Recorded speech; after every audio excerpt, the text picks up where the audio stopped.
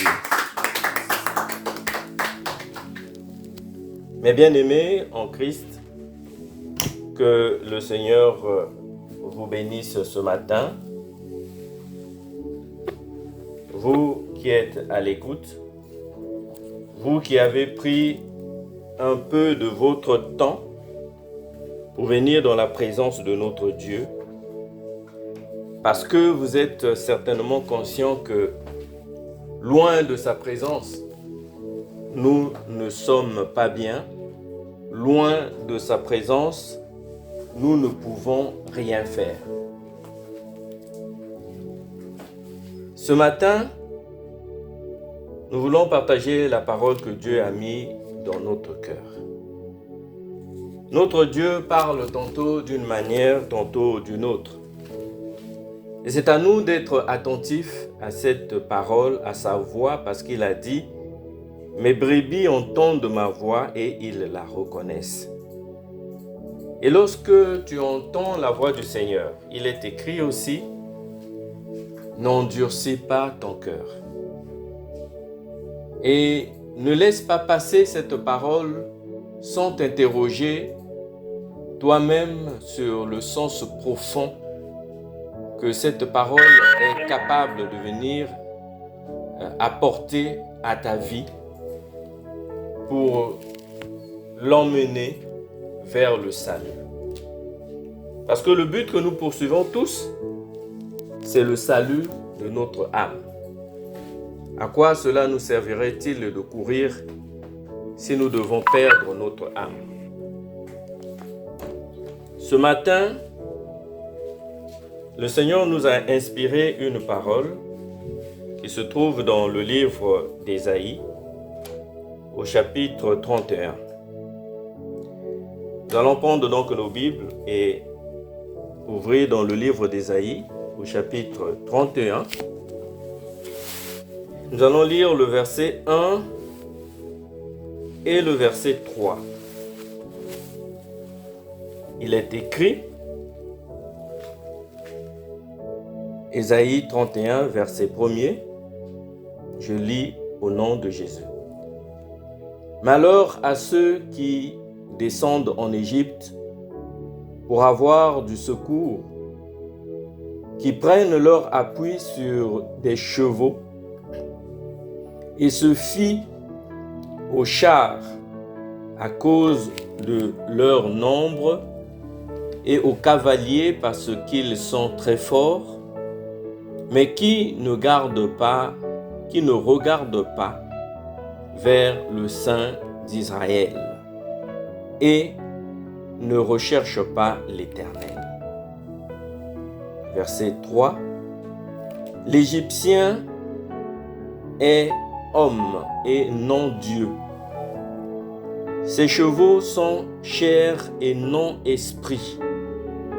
Quand l'Éternel étendra sa main, celui qui porte secours trébuchera. Celui qui est secouru tombera, et tous ensemble, ils périront.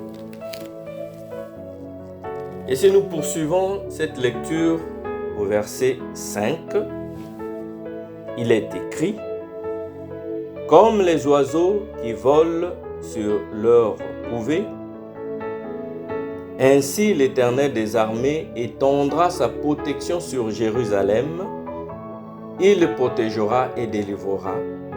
Il épargnera et sauvegardera. Revenez à celui dont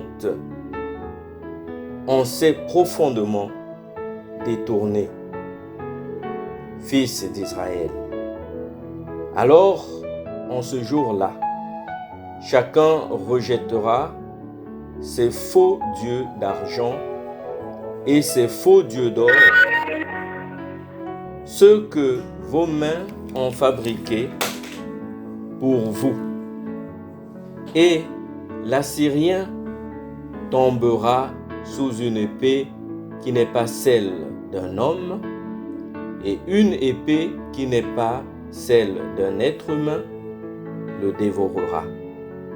Il s'enfuira devant l'épée et ces jeunes gens seront astreints aux corvées. Amen. Voici cette parole que le Seigneur nous révèle ce matin. Et cette parole qui est adressée aux enfants d'Israël, qui, à un certain moment de leur vie, s'étaient tournés vers des dieux étrangers, qui avaient contracté une alliance contre nature avec l'Égypte et qui avaient oublié que ce même Dieu-là, qui les avait sortis de la main des Égyptiens, de la domination des Égyptiens, était toujours vivant et que celui qu'ils appellent le Saint d'Israël était toujours capable de les délivrer, d'être pour eux le secours qui ne pouvait manquer au moment de la détresse. Ils avaient tourné leur regard vers les Égyptiens.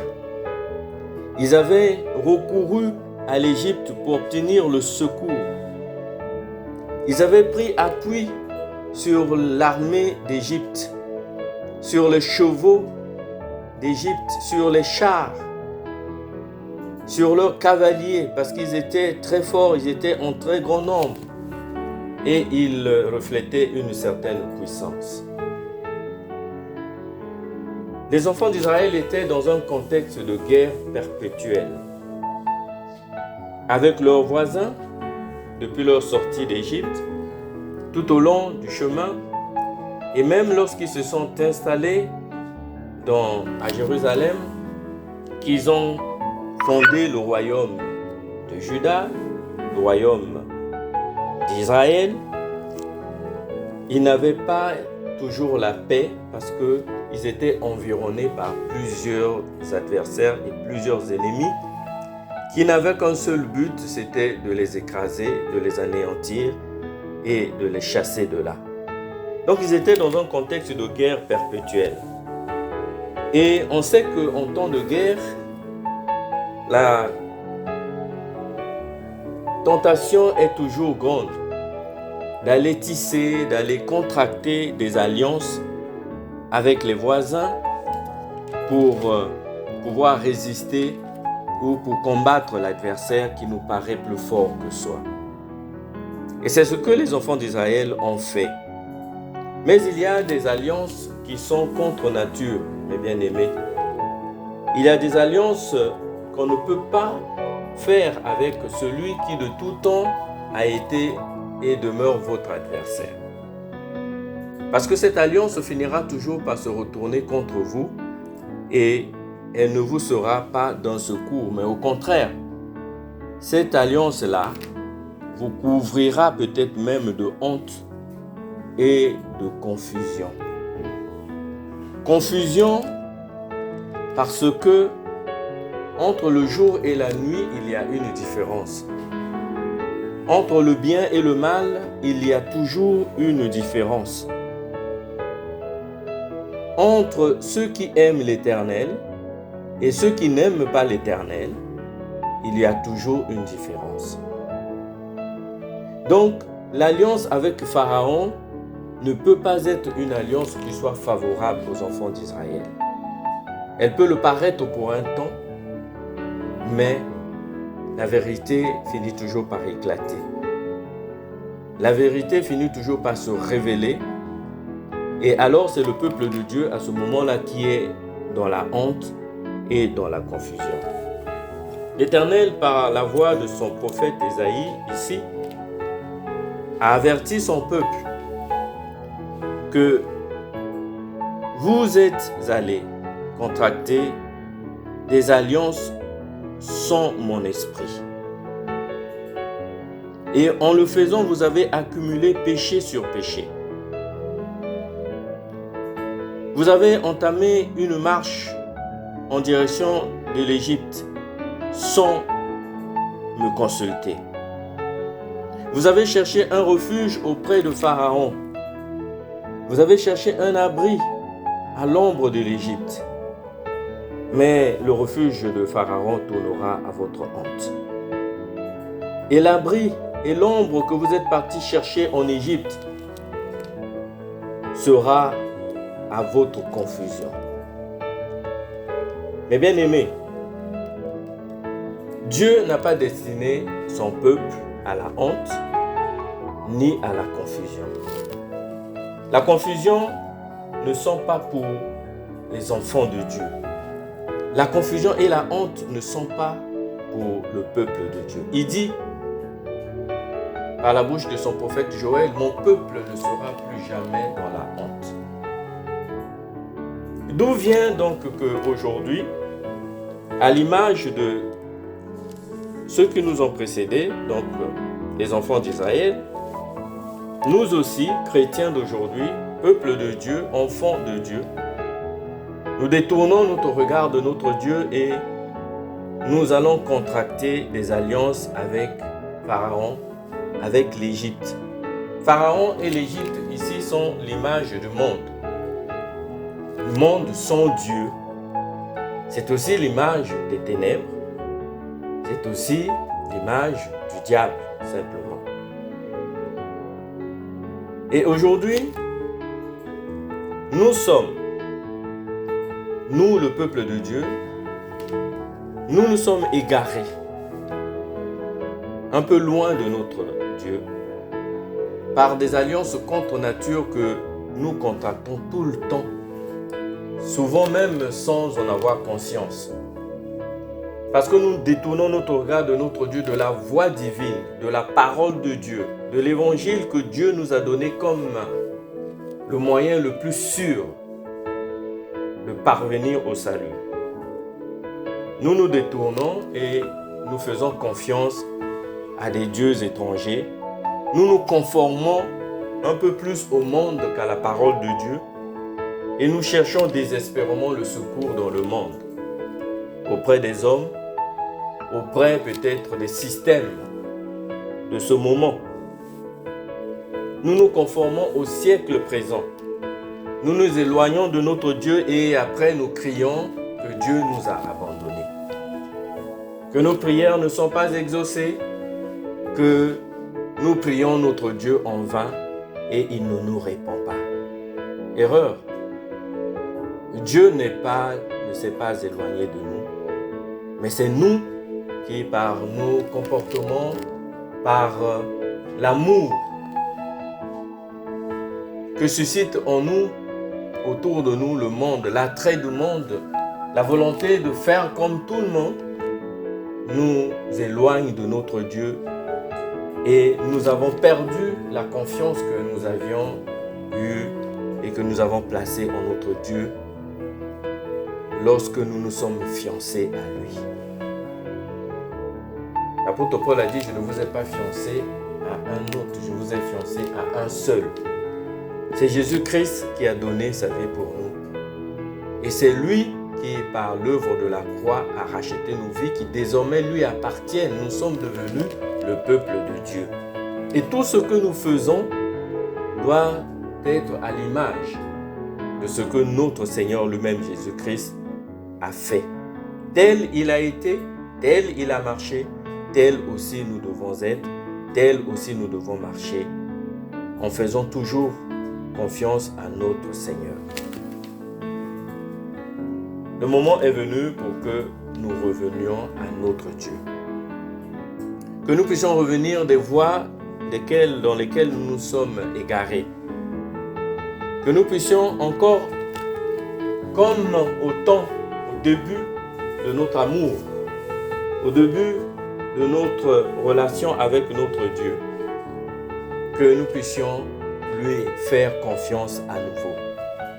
Revenir à notre Dieu, c'est une nécessité pour nous, mes bien-aimés, et c'est un impératif.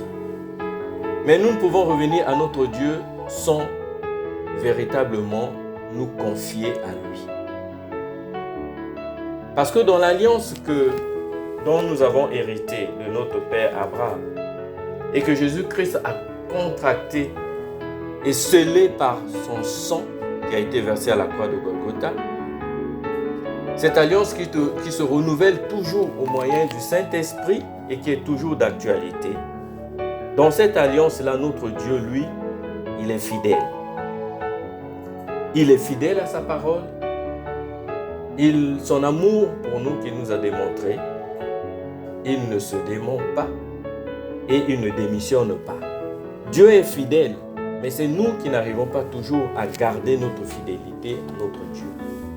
Nous sommes sans cesse en train de franchir des lignes jaunes, des lignes rouges. Nous sommes sans cesse en train de nous rapprocher de la frontière du péché lorsque nous ne la franchissons pas. Nous sommes sans cesse en train de nous approcher dangereusement de la zone interdite. Nous nous accommodons de cela, nous pensons que c'est normal, c'est la mode, c'est la modernité.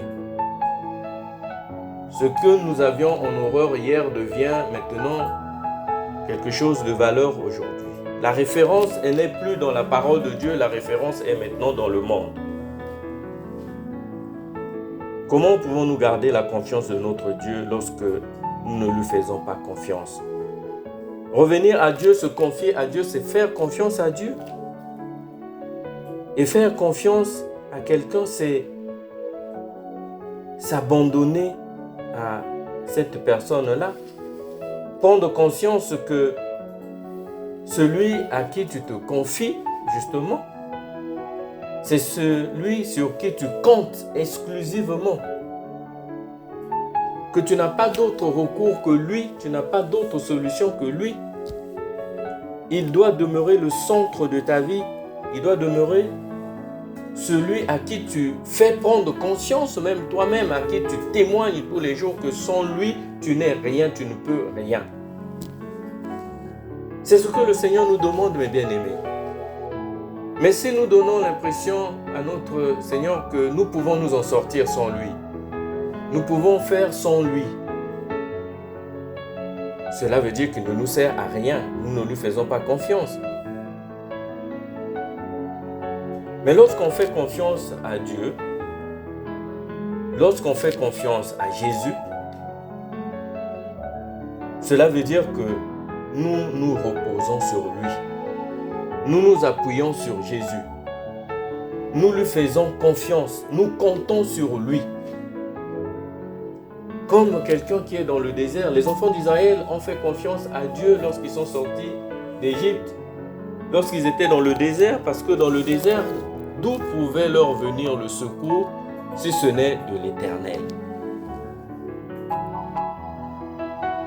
Il y a quelques jours, nous avons vu comment ils avaient eu soif dans le désert et comment de l'eau qui était amère, Dieu a fait une eau potable pour son peuple. Et quand ils avaient faim, comment Dieu les a nourris et comment il les a gardés pendant 40 ans dans le désert en veillant à ce que le moindre de leurs désirs soit toujours accompli. Notre Dieu est capable et nous avons besoin de lui démontrer cela, de lui montrer cela, que nous comptons sur lui et sur personne d'autre. Lorsque tu es dans le désert, que tu as soif, si Dieu ne t'est pas un secours, qui te sera le secours, mon bien-aimé? Le Seigneur pouvait envoyer son peuple droit vers la terre promise. Mais il les a baladés à gauche, à droite, dans les endroits où ils ont été confrontés à des situations telles que si l'Éternel n'était pas leur secours, ils n'auraient jamais réussi, ils n'auraient jamais triomphé, ils n'auraient jamais pu avancer. Tout cela, c'était pour les éprouver, pour qu'ils réalisent que le secours véritable ne peut venir que de l'Éternel et qu'ils avaient intérêt. C'était dans leur avantage de se confier et de continuer de se confier à Dieu. Revenir à Dieu, se confier à Dieu, c'est croire fermement en lui et espérer en lui, mais en lui obéissant tous les jours et en apprenant à faire sa volonté. Mais sa volonté, ce n'est pas que nous nous détournions de lui. Sa volonté, ce n'est pas que nous allions faire confiance aux dieux étrangers. Sa volonté, ce n'est pas que nous puissions faire confiance au monde et à la sagesse du monde. Sa volonté, ce n'est pas que nous puissions faire confiance aux hommes, simplement. Que nous puissions compter sur l'homme, parce que l'homme, il peut te secourir aujourd'hui, mais l'homme est changeant. Parfois, sans rien, sans que tu ne te doutes de rien, il te retire son appui, il te retire son soutien. Celui qui hier marchait avec toi, celui qui hier te faisait croire qu'il était pour toi un ami fidèle, mais il peut du jour au lendemain se détourner de toi. Il peut oublier même tout le bien que tu lui as fait. Hier, tu comptais pour lui, aujourd'hui tu es banni.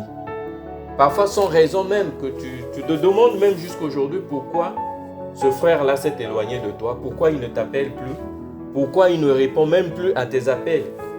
Tu te demandes qu'est-ce que tu lui as fait. Un serviteur de Dieu, une servante de Dieu, un enfant de Dieu, mais qui sans raison prend son téléphone et te bloque. Tu ne peux même pas lui demander, mais pourquoi m'as-tu bloqué mon frère, ma soeur? Parce que tu n'as même plus accès, simplement, il ne reçoit même plus tes appels. Et il oublie tout le chemin que vous avez parcouru ensemble.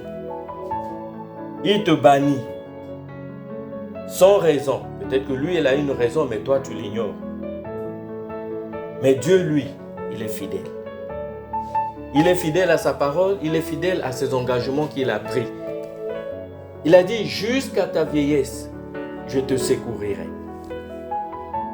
Jusque dans ta vieillesse, je te secourirai. Et il ne faillit pas à cette promesse-là. Voilà pourquoi il est important pour nous, mes bien-aimés, de ne pas nous appuyer simplement sur les hommes, ni même sur notre propre force à nous aussi, parce qu'il y a certains d'entre nous qui pensent qu'ils ont tout ce qu'il leur faut et qui n'ont pas besoin de Dieu. Ils n'ont plus besoin de Dieu, ils ont eu besoin de lui à un certain moment de leur vie. Maintenant, leur vie est tellement bien réglée que Dieu n'a plus de place pour eux. Dieu n'a plus de place dans leur vie. Jésus-Christ ne leur sert plus à rien. C'est ce qu'ils pensent. Ils ont mis leur confiance dans leur force. Ils ont mis leur confiance dans leur argent, leur compte en banque. Ils ont mis leur confiance dans leur carte d'assurance, dans leur mutuelle.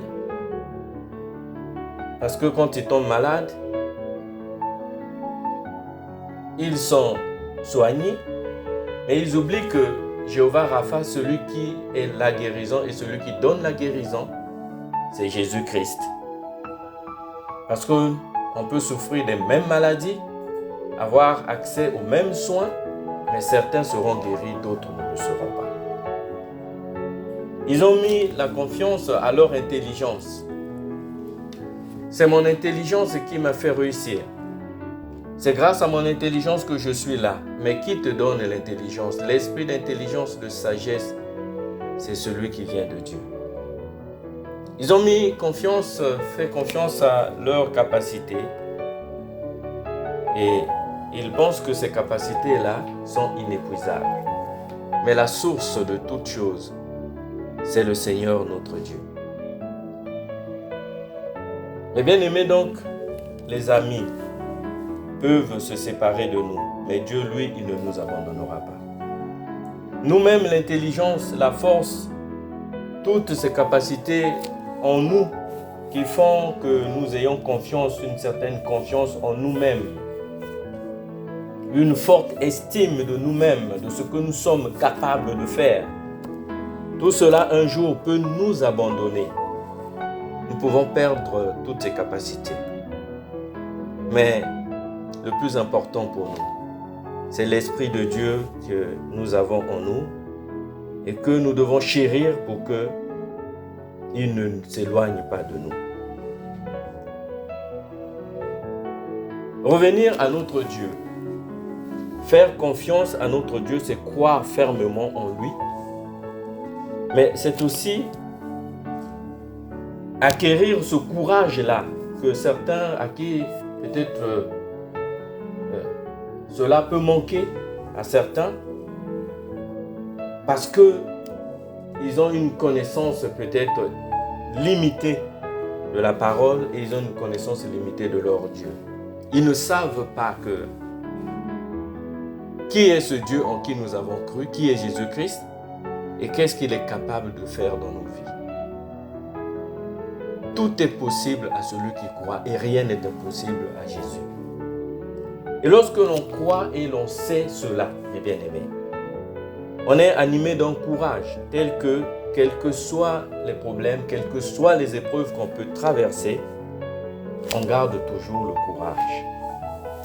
Le courage est aussi une certaine assurance parce que se confier à Dieu, c'est finalement manifester une certaine confiance sans cesse renouveler, une conscience grande, une confiance que l'on ne peut mesurer et une certaine assurance aussi que Dieu est capable. Jésus est capable de se lever dans notre vie, de menacer ceux qui nous menacent et de nous donner la victoire.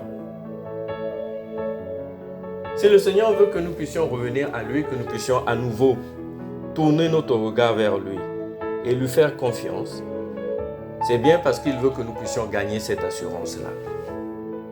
Lorsque tu te confies à Jésus, tu as l'assurance de la victoire. Tu as l'assurance que, quelles que soient les situations, les épreuves que tu peux traverser, Jésus-Christ te donnera toujours la victoire. Parce qu'il assure ta sécurité, il te garantit tes arrières et il te fait avancer par le courage qu'il te donne.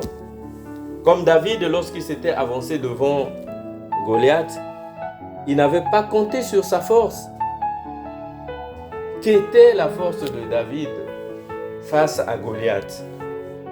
Si ce n'est cette ferme assurance qu'il avait que parce qu'il combattait avec Dieu en lui, mais celui qui venait en face de lui ne venait pas l'affronter lui, mais il venait affronter Dieu. Et qu'en affrontant Dieu, tu ne peux pas être victorieux. David avait eu le courage d'avancer vers Goliath, il n'a pas attendu que Goliath vienne contre lui, mais il s'est avancé vers Goliath, animé par ce courage-là. Parce que David avait dit, moi je viens contre toi au nom de l'Éternel. David avait dit cela. Je viens contre toi au nom de l'Éternel, que tu as insulté aujourd'hui. Je te couperai la tête et je la donnerai aux oiseaux du ciel. Donc, mes bien-aimés, c'est important de revenir à notre Dieu. C'est important de faire à nouveau confiance à notre Dieu. Ne regarde pas ta situation, ne fais pas simplement le tour de tes problèmes pour dire non. Comment revenir à Dieu lorsque ma maladie perdure, lorsque ma situation perdure? J'ai fait des demandes ici et là, je n'ai toujours pas de réponse positive. Dieu m'a abandonné. Dieu a détourné son regard de moi. Non. Fais confiance à Dieu même lorsque tout va mal. Même lorsque tu es dans le doute. Parce que justement, c'est lorsque on est dans le doute que la confiance en Dieu doit se renforcer. Parce que s'il n'y avait pas de doute, il n'y aurait pas non plus à se faire confiance. Mais on fait confiance et on renouvelle cette confiance parce que justement, il y a toujours en nous cette part de doute-là. Mais lorsque on a confiance en Dieu, on trouve le courage d'affronter l'incertain au lieu de le fuir.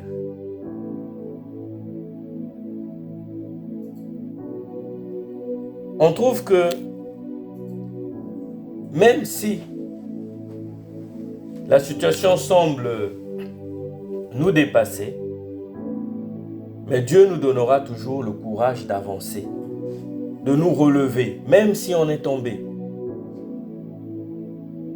Parce que le problème, ce n'est pas d'éviter de tomber, mais c'est le problème lorsqu'on est tombé, de trouver le courage de se relever pour continuer d'avancer.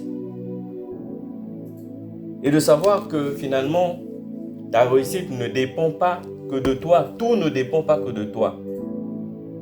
Mais tout dépend aussi de celui qui peut tout pour toi.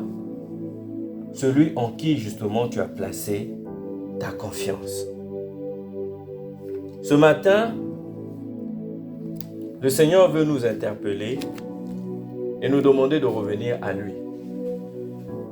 Parce que longtemps peut-être, à cause des combats que nous livrons tous les jours, nous avons perdu peut-être l'essentiel.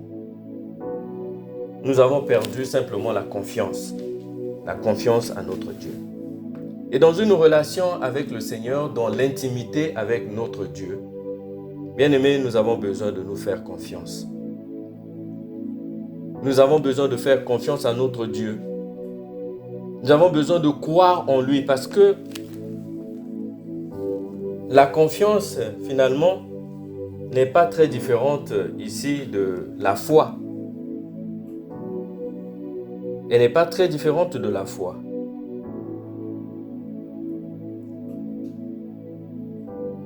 À se faire confiance, c'est aussi croire en quelqu'un.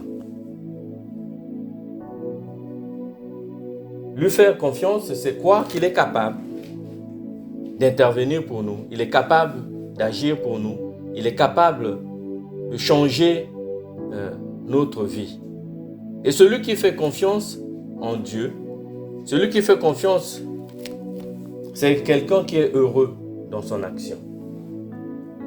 Parce qu'il sait qu'il compte sur quelqu'un, il compte sur quelqu'un qui est capable de lui donner la victoire, qui est capable de le secourir, qui est capable de changer sa situation. Celui qui se confie en l'Éternel, il ne sera jamais dans la confusion, jamais dans la honte. Mais lorsque nous nous égarons, lorsque nous allons loin de l'Éternel, lorsque nous contractons des alliances contre nature, lorsque nous nous conformons au monde et au siècle présent, la honte et la confusion sont pour nous. La honte et la confusion nous environnent et sont notre partage. Nous n'avons pas de raison d'être dans la honte, ni d'être dans la confusion. Vous savez, la confusion, ce n'est pas une bonne chose pour les enfants de Dieu. Lorsqu'on est dans la confusion, ça veut dire qu'on ne reconnaît plus le bien et le mal. Lorsqu'on est dans la confusion, on ne fait plus la différence entre les choses. On peut se retrouver en train de pécher, on va trouver que non, on est en train de bien agir. On peut se retrouver en train de faire du mal à notre prochain et on pense et on se laisse convaincre même que ce que l'on fait est bien. Dans l'ancien temps, dans la loi de Moïse, la confusion était même punie de mort. Parce que celui qui était dans la confusion, c'est celui qui pourrait confondre même sa femme avec sa fille ou avec sa belle-fille. C'est celui qui pouvait confondre sa femme avec un animal. Celui qui est dans la confusion, il est capable d'accomplir des actes abominables qui ne glorifient pas Dieu. Et la confusion était punie de mort. Donc nous qui avons connu Christ, bien-aimés, nous devons bannir la confusion. La parole de Dieu est une lampe à nos pieds, elle nous éclaire. Par la parole de Dieu, nous ne sommes plus dans les ténèbres. Rappelons-nous toujours cette parole de l'épître de Paul aux Colossiens, qui dit que Dieu nous a littéralement transportés du monde des ténèbres vers la lumière, vers son royaume. Nous sommes les citoyens du royaume de Jésus-Christ.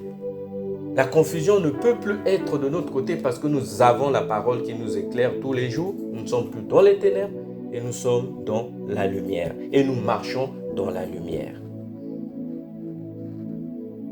Même s'il nous arrive de tomber, mais croyons que Dieu est capable de nous relever. Mais les enfants de Dieu aujourd'hui, ils se laissent facilement convaincre par le royaume des ténèbres. Ils se laissent facilement convaincre parce que nous avons perdu l'Esprit de Dieu qui nous enseigne le discernement pour comprendre ce qui vient de Dieu, pour comprendre le langage de Dieu, pour comprendre quelle est la volonté de Dieu. Le Seigneur disait, vous savez regarder le ciel et savoir s'il va pleuvoir aujourd'hui ou pas. Mais vous ne savez pas lire les signes du temps. Savoir que nous sommes en train d'aller vers la fin de ce que le Seigneur a annoncé, la fin de ce monde, et que tous les signes sont maintenant au vert pour nous dire le moment est venu justement pour que nous puissions nous conformer à la parole de Dieu, nous puissions revenir à notre Dieu parce que les temps sont durs et que ceux qui n'auront pas le discernement, ceux qui n'auront pas l'Esprit de Dieu en eux pour les éclairer, ils iront dans les ténèbres. Mais si la lumière qui est en nous devient ténèbres, alors le Seigneur dit, qu'est-ce qu'elles sont? Elles sont grandes alors, les ténèbres. L'obscurité est énorme alors pour nous. Si la lumière que nous avons reçue, nous qui avons reçu la lumière, nous qui avons reçu le privilège d'avoir cette lumière en nous, si elle devait devenir ténèbres en nous, alors c'est que ces ténèbres sont vraiment tellement profondes. Dans l'épître aux Hébreux, au chapitre 6, je vais lire à partir du verset 4, il est écrit: quant à ceux qui ont été une fois éclairés, qui ont goûté le don céleste et sont devenus participants à l'Esprit Saint, qui ont goûté la bonne parole de Dieu et les puissances du siècle à venir, et qui sont tombés, il est impossible de les ramener à une nouvelle repentance, car ils crucifient de nouveau pour leur part le Fils de Dieu et le déshonorent publiquement. En effet, lorsqu'une terre abreuvée de pluies fréquentes produit des plantes utiles à ceux pour qui elle est cultivée, elle a part à la bénédiction de Dieu. Mais si elle produit des épines et des chardons, elle est réprouvée, près d'être maudite et finit par être brûlée. Un avertissement. Pour nous qui avons goûté à la parole de Dieu, au don céleste, pour nous qui avons été éclairés et qui sommes donc éclairés, lorsque nous avons goûté à la bonne parole de Dieu, à la puissance du siècle à venir, lorsque nous tombons, c'est-à-dire que lorsque nous nous conformons au siècle présent, lorsque nous perdons notre foi en Christ, mes bien-aimés, et que nous nous tournons vers des dieux étrangers, il est quasiment impossible de nous ramener à une nouvelle repentance. Parce que cela veut dire que nous sommes en train de ramener encore une fois de plus Jésus-Christ à la croix. Nous le déshonorons publiquement. C'est ce que nous faisons certainement tous les jours. Voilà pourquoi le Seigneur nous dit ici d'arrêter et de revenir à lui. De lui faire à nouveau confiance. De rétablir la relation de confiance qu'il a toujours voulu et que nous avons su entretenir à nos débuts avec lui. Pour nous confier à lui. Pour croire en lui. Pour espérer en lui. Pour lui obéir. Pour faire sa volonté. Pour gagner cette assurance et cette sécurité dont nous avons besoin pour affronter le monde. Revenons à notre Dieu et faisons-lui confiance. Mais si nous qui sommes nourris tous les jours par la parole de Dieu, nous qui sommes abreuvés comme cette terre qui était aride, mais que Dieu a arrosé tous les jours pour qu'elle puisse donner du fruit, pour qu'elle puisse produire. Lorsque au lieu de produire des plantes utiles à notre vie, utiles à notre salut, à notre bénédiction, mais lorsque cette terre-là que nous sommes produit des épines et des chardons, cela veut dire que nous sommes reprouvés. Cela veut dire que nous ne sommes pas loin de la malédiction. Or, loin de Dieu l'idée de nous maudire. Loin de Dieu l'idée de faire de nous des gens condamnés. Il n'est pas venu pour nous condamner, il est venu pour nous sauver. Bien-aimés, je voudrais quand même vous rassurer, parce que ce sont des paroles qui peuvent paraître dures, c'est de la nourriture qui paraît trop solide peut-être pour des enfants spirituels, mais là je parle comme à des hommes faits, des hommes qui comprennent que nous ne pouvons plus rester simplement dans la nourriture qu'on donne au premier-né, mais nous devons expérimenter la nourriture solide et non le lait maternel. Que nous ne pouvons plus nous contenter simplement de ces enseignements élémentaires de la parole, mais nous devons tendre vers la perfection. Nous ne pouvons plus être là sans cesse à poser les fondements de la repentance, des œuvres mortes, de la foi en Dieu, mais que nous devons expérimenter la puissance de la parole, mettre en pratique cette parole, ne pas se borner simplement à l'écouter, mais comprendre que notre intérêt pour notre salut consiste dans la mise en pratique de la parole de Dieu et de l'accomplissement de sa volonté.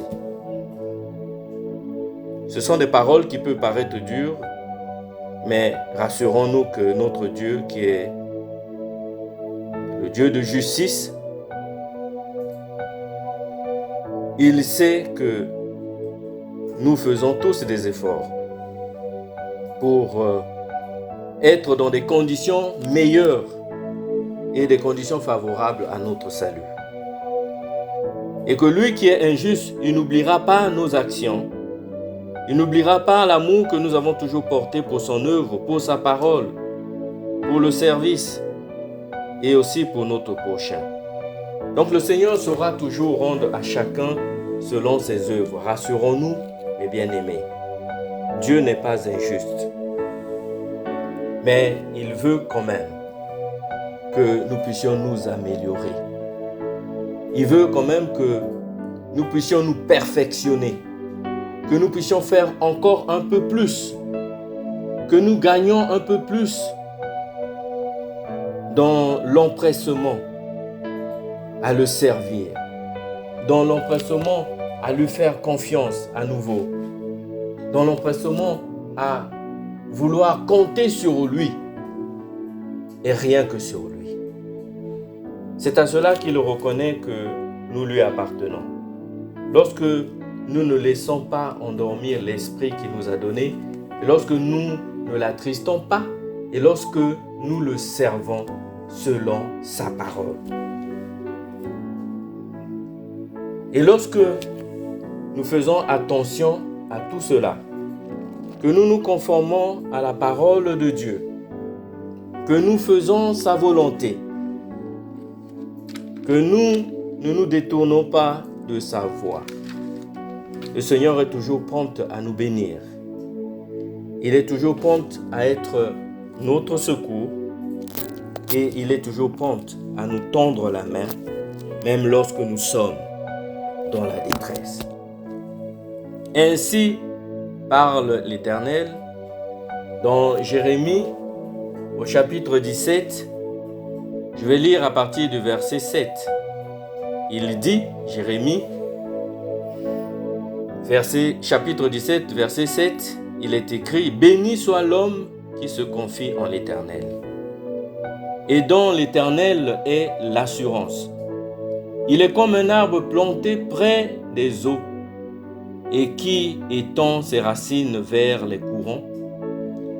Il ne voit pas venir la chaleur et son feuillage reste verdoyant. Dans l'année de la sécheresse, il est sans inquiétude et il ne cesse de porter du fruit. Alléluia. Alléluia. Bien-aimés, lorsqu'on fait confiance à l'Éternel, on est béni. Lorsqu'on se confie en l'Éternel, on n'est pas dans la confusion, on n'est pas dans la honte, et on est semblable à un arbre qui est planté à côté d'un ruisseau, qui a toujours sa nourriture et qui donne toujours son fruit à chaque saison. C'est ce que le Seigneur veut que nous soyons. Et c'est ce qu'il veut aussi que nous fassions. Pour que cette bénédiction nous accompagne, pour que cette bénédiction elle soit nôtre, revenons à l'Éternel. Confions-nous à l'Éternel. Faisons sa volonté. Conformons-nous à sa parole. Mettons cette parole en pratique. Et surtout, comme dit le prophète Ésaïe, dans Ésaïe 55, au verset 6, Ésaïe 55, au verset 6, « Cherchez l'Éternel pendant qu'il se trouve. Invoquez-le, tandis qu'il est prêt. Que le méchant abandonne sa voie, et l'homme de rien ses pensées. Qu'il retourne à l'Éternel, qui aura compassion de lui, à notre Dieu qui pardonne abondamment. Car mes pensées ne sont pas vos pensées, et vos voies ne sont pas mes voies. » Oracle de l'Éternel. Cherchons l'Éternel pendant qu'il se trouve. Et le prophète Jérémie ajoutera, cherchez-le de tout votre cœur. Cherchons l'Éternel, mes bien-aimés, pendant qu'il est près de nous. Cherchons-le, revenons à lui. Il pardonne tous nos péchés et nous ouvre les voies du succès, les voies de la bénédiction et les voies du salut. L'Éternel ne s'est pas éloigné de nous, mais c'est nous qui nous sommes éloignés de notre Dieu. C'est nous qui nous sommes éloignés de notre Jésus. Alors que Jésus est tout près, il est en nous. Cherchons-le maintenant, car il viendra un moment où nous ne pourrons plus chercher sa face. Comprenons les signes des temps, Jésus revient. Et quand il reviendra et qu'il aura procédé à l'enlèvement, mes bien-aimés, ces paroles-là, nous les regretterons. Pour ceux qui seront restés. Nous dirons, j'avais entendu sa voix, mais j'avais endurci mon cœur. Je n'avais pas saisi. Revenons à l'Éternel. Faisons-lui confiance. Cherchons-le de tout notre cœur. Invoquons-le tandis qu'il est près de nous. C'est dans notre retour à notre Dieu que se trouvera notre repos et que sera aussi notre salut. C'est dans le calme et la confiance que sera notre force. C'est le prophète Ésaïe qui nous le rappelle dans Ésaïe 30 au verset 15. Retournons à notre Dieu. Il y va de notre salut. Il y va aussi de la force dont nous avons besoin pour continuer d'avancer dans la vie et dans ce monde qui est plein d'abominations. Revenons à notre Dieu et faisons-lui confiance. Il a dit, si nous le cherchons de tout notre cœur, nous le trouverons. Par la bouche de son serviteur, le prophète Jérémie, Il a dit, alors, Jérémie 29 au verset 12,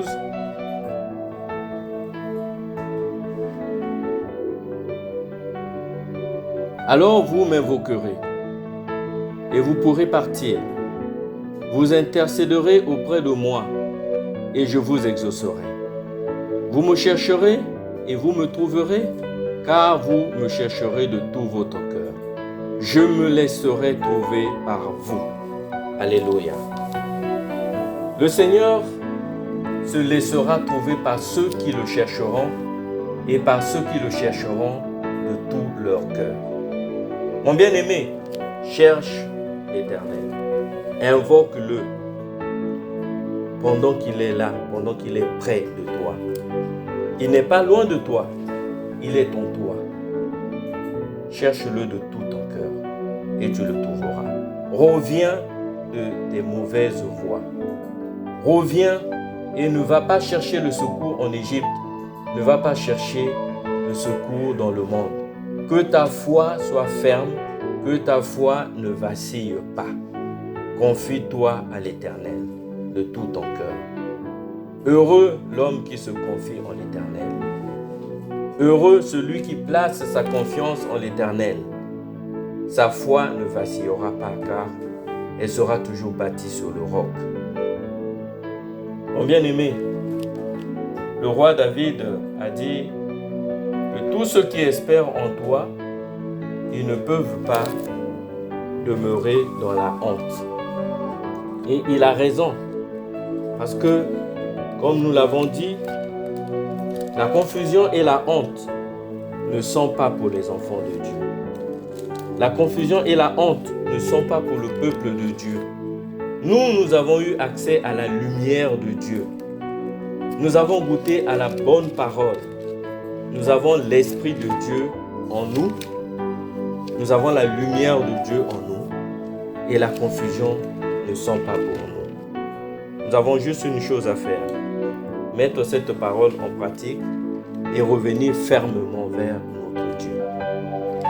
L'apôtre Paul, en parlant aux Romains, dans Romains 10, au verset 11, dit que quiconque croit en lui ne sera pas confus. Quiconque croit en Jésus-Christ ne sera pas confus. Ne regarde donc pas tes problèmes d'aujourd'hui.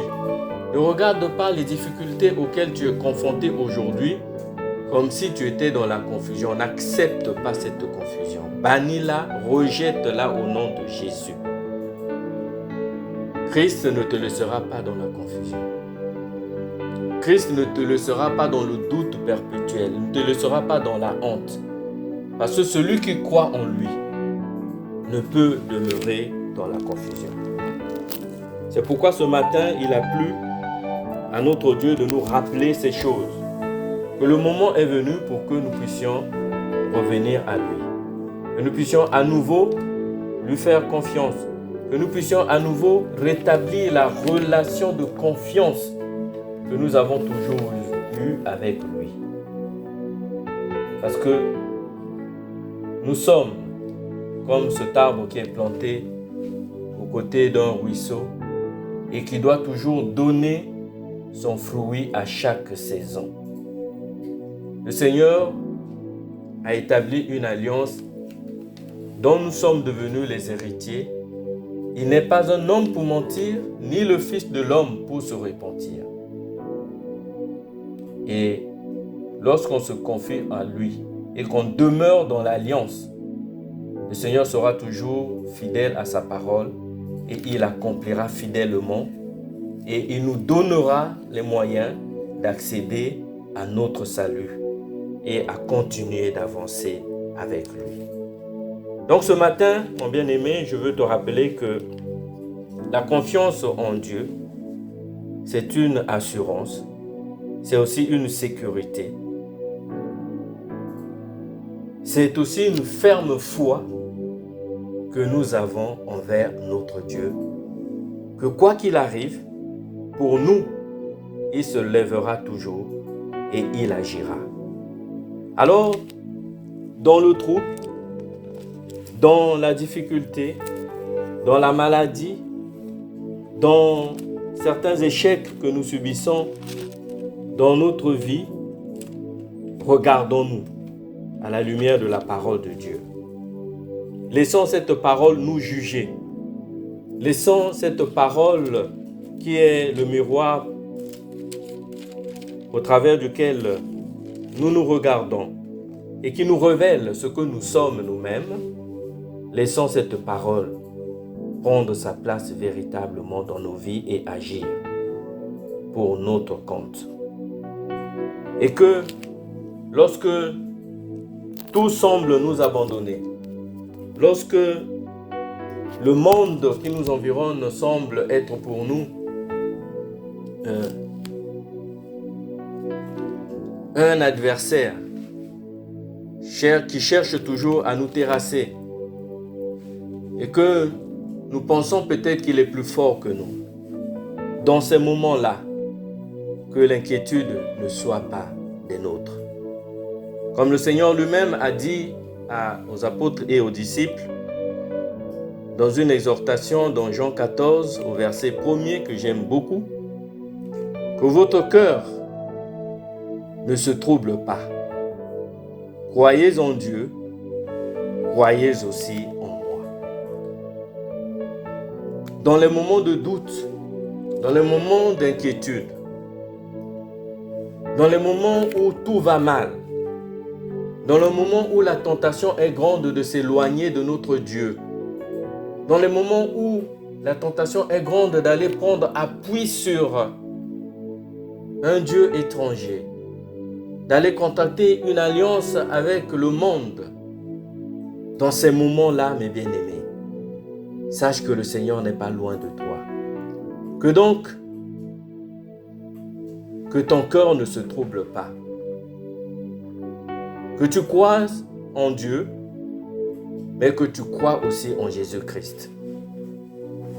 J'aime cette version qui dit « Ne soyez pas inquiets, ayez confiance en Dieu et ayez aussi confiance en moi. » Comme quoi, la confiance en Dieu, c'est aussi la foi en Dieu. La confiance en Jésus, c'est aussi la foi en Jésus-Christ. Que votre cœur ne se trouble pas. Ayez confiance en Dieu. Ayez aussi confiance en Jésus-Christ parce qu'il est toujours capable. Que le Seigneur vous bénisse. Que le Seigneur vous bénisse ce matin. Alléluia.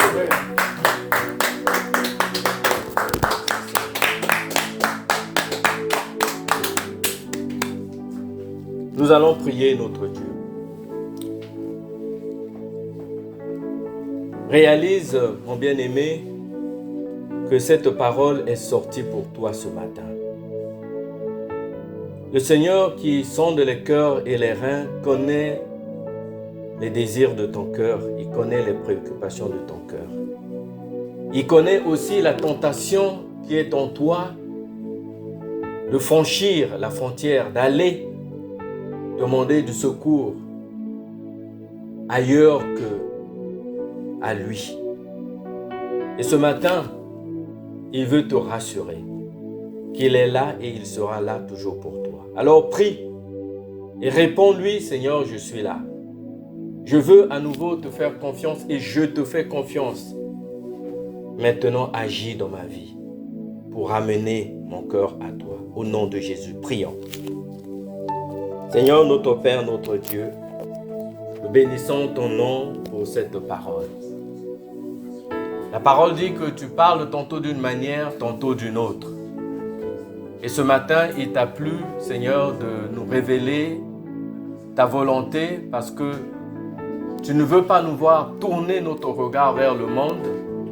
Tu ne veux pas nous voir nous détourner, Seigneur, de toi, toi qui es le véritable secours qui ne manque jamais au moment de la détresse, toi qui n'abandonnes jamais ton peuple.